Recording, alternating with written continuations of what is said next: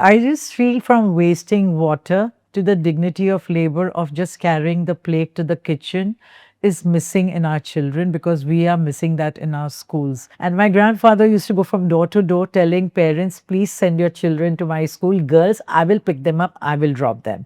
So my first thing of inclusion comes from that upbringing that girls had to be included in the schools and colleges. A lot of parents came to me and said, are you going to be making your school only for the disabled kids? I said, no, I'm teaching compassion to your children through this. Children were very embarrassed that our mothers are going to school.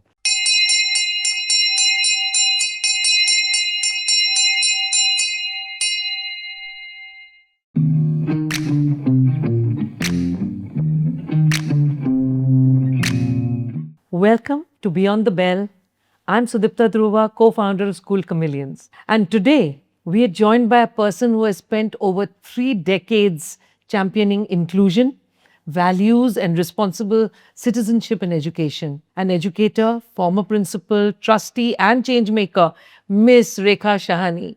Thank you. Welcome to Beyond the Bell, Rekha. Thanks a lot. I've known you for a long time and I've worked with you on different projects. But what makes you get up and smile every morning? That's my first question to you because I have only ever seen you smiling. I think it's my passion for kids. I'm in this profession because I really love children and they know that. So whether it's a 6 months baby or 60, I think I convey that. That really makes me happy every morning that I'm going to meet a kid. That's it. How lovely. And what do you think is the main role? I mean, we know schools are here, but what do you think is the role of a school in society at large? In today's day and age, I feel it has a greater role than what we studied as kids in schools, And now with the parents being more aware of what education is all about and they want to have a global education and international education, I feel a school needs to cater more to character building, inculcating more of values, and also combining with parents about values of homes. Because sometimes I feel values of home, contradict with the values of the school. So true. So I feel education, basically, if they focus on the right values and character building, I think we have achieved everything. So what you're saying is that even if they're high achievers, Right. but we haven't succeeded quite in making them good human beings, then we haven't succeeded as a Yes, school. absolutely. Or even as society at large. Society at right? large, yeah. I know you're very passionate about responsible citizenship. Yeah. Why is that? Because I just feel that if we are responsible, the world will be a better place to live in.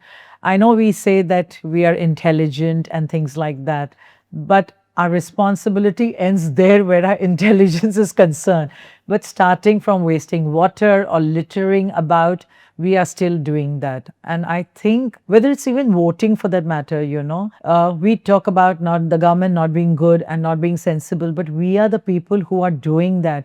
So if you're teaching a child in a school to be a responsible citizen, what we learned as kids in civics and moral science, I think they will really, really learn. How do you think citizenship should be taught in schools? So I feel it begins from home. I know as an educator, the responsibility is thrust on us, and I have this joke with the parents: "आप पैदा करते हो और हम पालते हैं उनको," because I just feel from wasting water to the dignity of labor of just carrying the plate to the kitchen is missing in our children because we are missing that in our schools.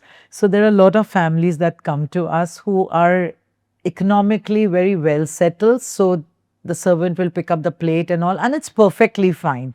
But I think it starts from the home. That when I remember when my father used to come home, the sweet wrapper was in his pocket, the ticket of the bus and the train was in his pocket.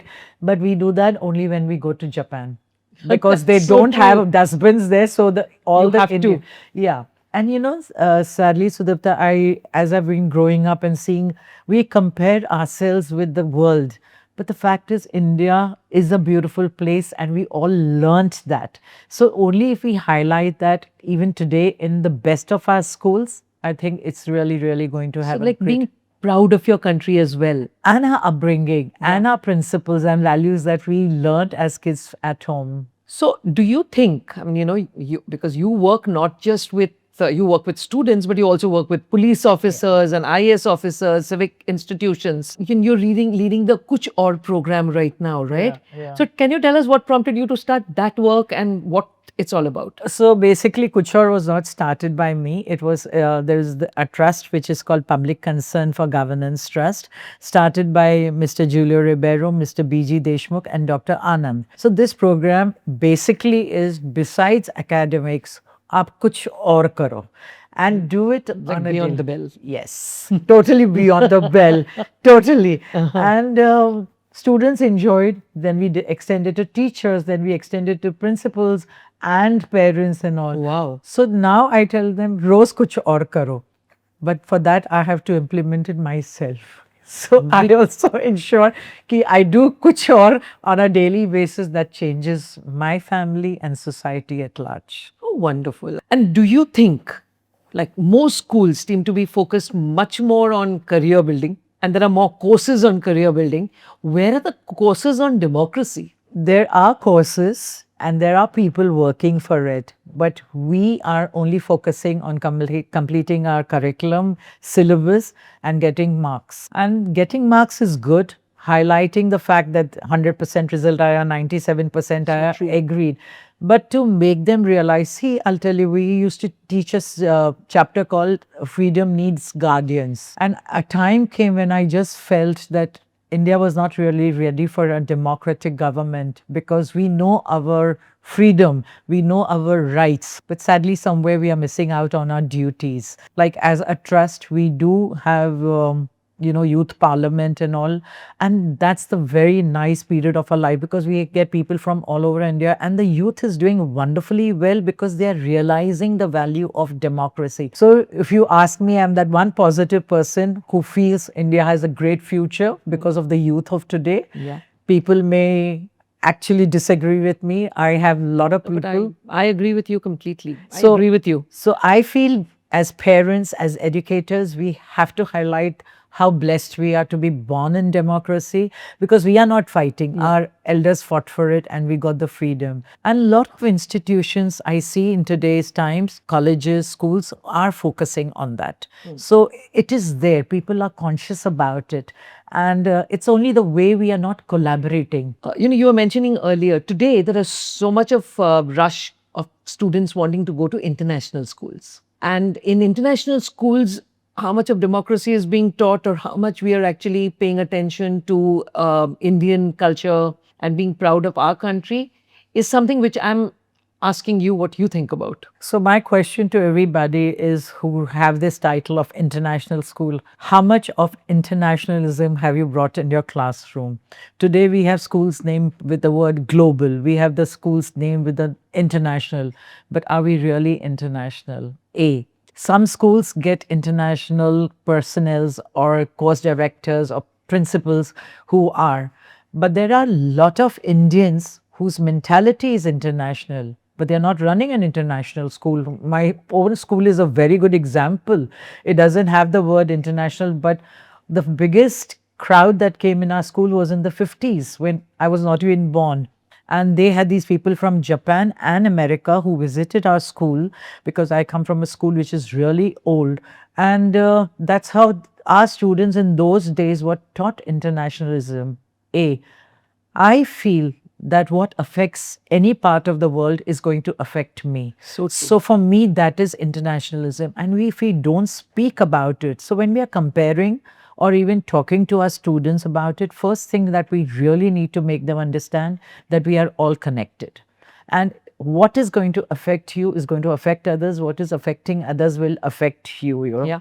So when we are talking about the American War of Independence, suppose, I feel as an educator, let's talk about independent war of independence also, and then compare. That's I think you made a very good point. Shifting to another point, very close to your heart, very close to my heart as well, inclusion. I've been to your school. I've actually conducted sessions there. Yeah. And it was one of those things which surprised me, right? That there were so many students, some of them first generation learners, coming from a lot of underprivileged homes, but they were getting the best education that was possible in those days. What does inclusion mean to you rewind, I come from a family of social reformers. People say you do a lot of social work. I said that's because I come from a family of social reformers. So for me, inclusion was our family or the Brahmo Samaj that runs the school had 25 boys school. Girls' education was never on the plane. And then there was this one school which was for girls. And my grandfather used to go from door to door telling parents, please send your children to my school. Girls, I will pick them up, I will drop them. So my first thing of inclusion comes from that upbringing that girls had to be included in the schools and colleges. Then comes the partition of the country and how different communities came together and they felt that they have to be included irrespective from which part of the country they came. So I grew up seeing that. Then the parents started saying, oh, it's a Sindhi medium school, we need to include English. So my focus of inclusion is a little different from only having disabled kids and things like that. By the time I joined the school and got into education, I saw a lot of disparity economic wise. So I had this in my head that I have to include all strata of the society where monetary financial needs were there. And then I was learning about dyslexia, I'm learning about physical disability, and I'm learning about autism as a teacher. And then again, the focus changed. And you won't believe, like my grandfather used to go door to door. When I started my career as an educationist, I used to go door to door in Khar East, Santa Cruz East, and Bandra East in Mumbai. And I used to tell the parents, send your children to my school. I will admit them if I have place. And we started admitting kids which were actually not getting admission in other school. It took me 10 years. And people saw what I was doing, and then the doors open of other schools. And then I felt my duty was over. That was the time when I started including all kinds of children. I had a student who was totally blind.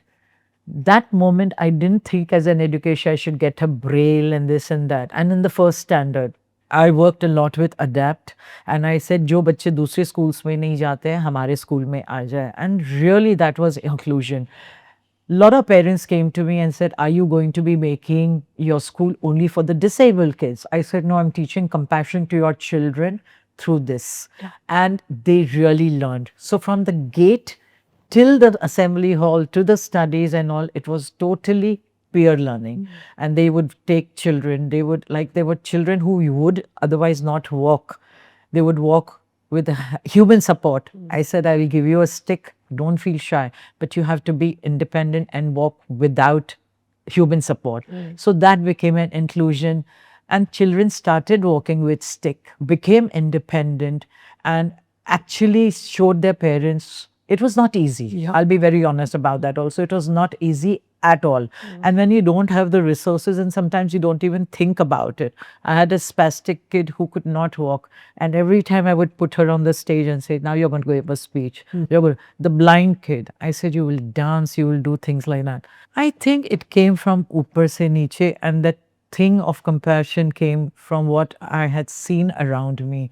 So I would say it came from the family.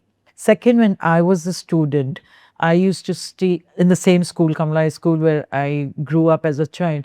I used to see counselors, which was never heard of. And I used to see children going, and I used to always wonder, kya karte wo room mein jaake, it was like a special thing for me.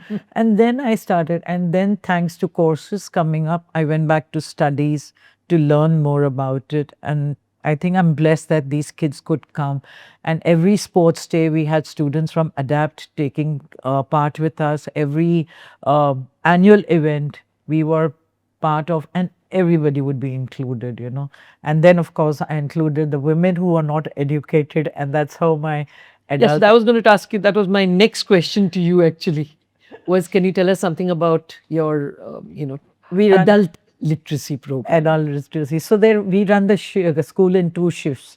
So morning was from 7 to 1, and the second was from 1 to 6. And I used to see these ladies coming, and they used to come what is not called a gown, but we grew up saying it's a gown, into this house coat, and what they would wear at night and all, and petticoats. And I used to watch them. And our school is a state board school. So in today's generation, Families like us don't send our children to state boards, so it was always the first generation learners. And these mothers used to come and sit on the footpath and wait for their children. And I used to say, come inside and sit. And I said, come, I will educate you all. And their education meant only English. हमको अंग्रेजी सीखनी है because our children go to English medium school. And I said, okay, I'll teach you all English. So from 1 to 2, I used to teach them. And then I realized they were so talented. So I started working on their skills. So what would the children do? So the primary children came, they attended school. The secondary who were getting out, they would sit. I stopped the tuitions. And I know there will be a lot of people who hated me because I stopped tuitions. I said, you'll study in the school. Children were very embarrassed that our mothers are going to school. And because I had ladies in burqas and hijabs, so I requested that it'll be running only for women. So they feel comfortable and they would come, they would remove their hijab and they would remove their burqas for the very simple reason I didn't want to know from which community they were coming. Absolutely. So I said, y'all are all women here. What started as 6 ladies went on to go to be 60 ladies. Wow. What started as 3 days a week, Monday, Wednesday, Friday, became a weekly thing. So the ladies who came from the Muslim community were very good in embroidery and mehndi. So I used to get them, covers like from Bombay dyeing, and I used to make them do embroidery. Take it home, but I would get it because I didn't know what kind of a material they would get. Then wherever shadis hoti thi, I used to send these ladies for, and I used to speak to the husband. In the PTAs, I used to speak to the husband that why we need to do that, but it's not easy. I had to speak to the children to make them realize, and they would say, we feel shy. And I said, that lady sacrificed and is sending you to an English medium school. But it took about 6 months. I know the families changed. It really changed. And the best part for me was the festival time. You will not believe. The Hindus used to make all the kheer during Eid and all, and biryanis and all. And during Diwali, these Muslim ladies, and it was the most beautiful period of my life, Like seeing what a women empowerment was. You could see it then. And this carried on for years together. And then I feel that mission is accomplished. A lot of people came up. And I have throughout my life as a career as a educationist, work with my teachers, parents. I will not say no to you. If I have to say no, I will convince you. You don't say no to me, you convince me. If you have to say, I have to say, we have to just work like that, and we have worked like that. And I think that has been a Which is probably also why you have such a great network of amazing people who continue working with you on different projects or different things that they're doing. Absolutely. Because I've seen that happen in different things that you do. Absolutely. What do you think is the role of art in schools? Creativity and art is very, very important for expression, for growing as a person. And And mental health? Total. Till today, I think when I'm sitting and drawing or doodling or things like that, it helps me. And I've seen people, like my eldest person in my class is 75. So I think there is a role for these kids to express themselves. And we forget that as they're growing up. So even when I'm doing teachers workshop or principals workshop, I said we need to have a principals movement. When I meant movement, I don't need an hour, but they need to move from the chair, They need to. You're not sitting around. Yeah, so we need to move, So true. I think it's the best way to express. So rapid fire. Oh my God. A teacher every child deserves. Rekha Shahani.